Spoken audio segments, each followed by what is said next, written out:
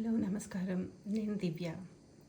ఏంటి ప్లేట్‌లో వంటకు సంబంధించిన కరివేపాకు, మెంతులు ఉన్నాయి. అలానే తలలో పెట్టుకునే మరువం, పూలు, హైబిస్కస్ ఉన్నాయని చూస్తున్నారా? ఈ 4 ఇంగ్రీడియెంట్స్‌తో హెయిర్ ఆయిల్ చేసుకోవచ్చండి. కొబ్బరి నూనెలో వీటిని వేడి చేసి కాచుకొని. సో, వాటి వల్ల ఏంటి అంటే డాండ్రఫ్ సమస్య ఉండదు.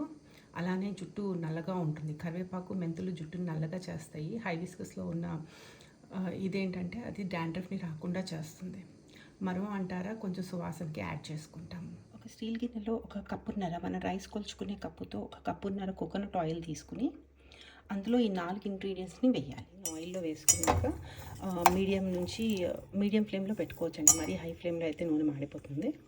పెట్టుకుని కొంచెం ఇవన్నీ మాడిపోయే వరకు, అంటే బాగా డ్రైగా అయిపోతాయి కదా, ఆయిల్లో ఫ్రై అయిపోయినట్టు అయ్యే వరకు వేడి చేయాలి. ఒక 10 మినిట్స్లో ఇవన్నీ చూడండి క్రిస్పీగా అయిపోయినాయి ఇంగ్రీడియంట్స్ అన్నీ. ఇప్పుడు మనం స్టవ్ టర్న్ ఆఫ్ చేసేసుకోవడమే.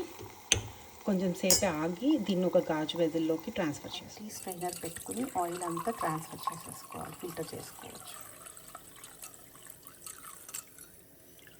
కొబ్బరి నూనె కలర్, వీటి ఇంగ్రీడియంట్స్ సారం అంతా అందులోకి వచ్చేటప్పుడు కలర్ కూడా మారిపోతుంది.